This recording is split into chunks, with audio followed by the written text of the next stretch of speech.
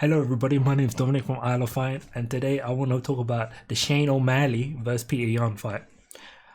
Now, a lot of people are saying that it was a robbery and Peter Yan should have won. Now, in my opinion, the only people that got robbed were the fans, because that fight should have been a 5-rounder. That fight was so good, and I don't understand why they wouldn't make that fight a main card, because Sugar, like Sean O'Malley, has enough star power to really have his own main event. And then you could have had Peter Yan's a big name now. You know, he's won the title. He's had razor thin fights against Aljo. So, my opinion, that should have been a 5-rounder.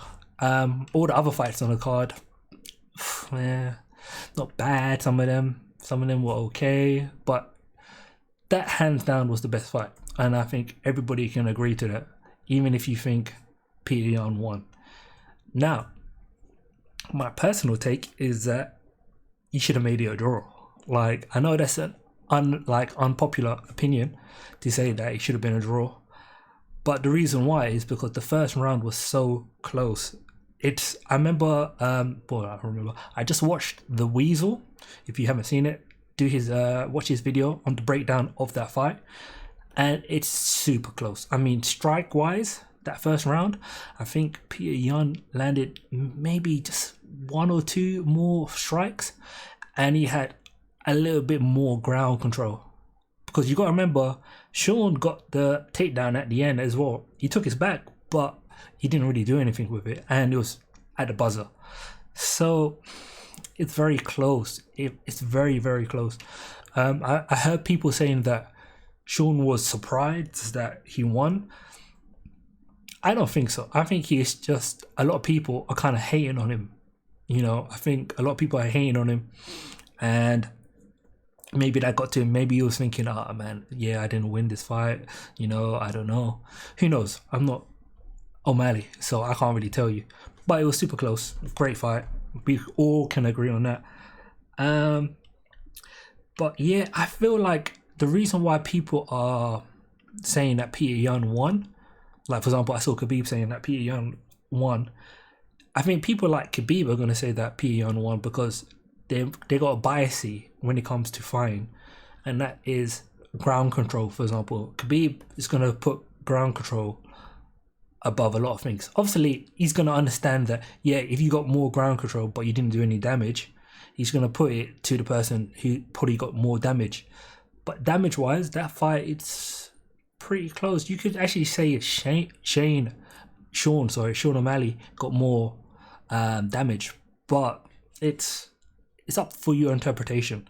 For me, I kind of gave it to Sean a little bit, just because of the damage, but I don't know, it's razor thin. So I think personally that, also I think people just kind of hated on Sean and just kind of wanted him to lose, because obviously he's like rank 11 going up against the number 1. They don't want to, number 1, have the rankings messed up, because now the rankings are in kind of who's going to fight for the belt now, you know. For me, I think Thingy should fight for the belt. Personally, I think Sean O'Malley should fight for the belt. It makes sense because he's got enough star power. But if you don't want him to fight for the belt, a fight that would make sense, kind of, to me, would be Sean O'Malley versus Corey Sandhagen. Now, those two, that would be an amazing fight, because now you've taken away Sean's one of his best attributes when it comes to fighting at the division, and his range and height.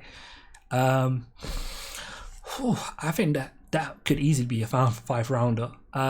If it is a 5-rounder, I would sway more to Corey.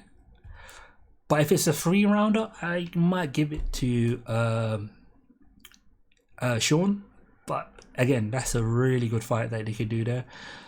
I don't know who you would have Aljo fighting, because that's a weird one. Because Aljo didn't get any damage. I don't know. And then also, it kind of messes up Peter Yan now. Like, what does he do? does he fight? Who does he fight now? Like, well, TJ's out, and I'm sure TJ is going to be out for a while. Yeah, it's not a really good look for Peter Yan. Rematch, maybe? I don't know if they're going to do that. I highly doubt it. Dana White doesn't seem too interested in that. And I don't really blame him because, yeah, I don't know. It's a hard one.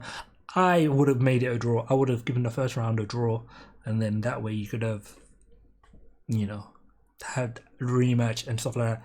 But you also got to remember, judges don't look at it like that. You know, one thing that annoys me about the fans and stuff like that, and I don't blame them, because you're kind of watching it from the comfort of your own home. You got the camera, you know, you got the best angles, you know, you got the commentators kind of, you know, giving their opinion, which could sway you, you know.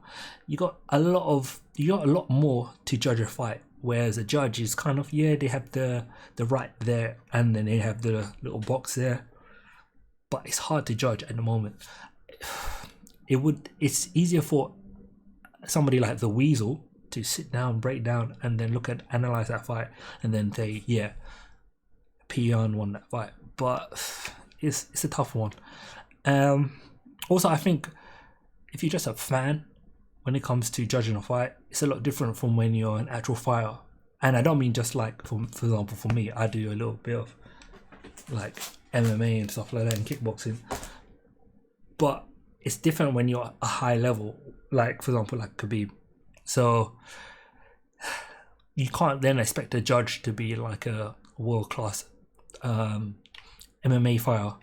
And then on top of that, again, like I said, you're going to have some fighters that are going to be biased, you know, because, you know, maybe they train with them or whatever, or because they have a certain style of fighting, which they're biased to. So yeah, the real robbery for me, in my eyes, was that it wasn't a 5-rounder.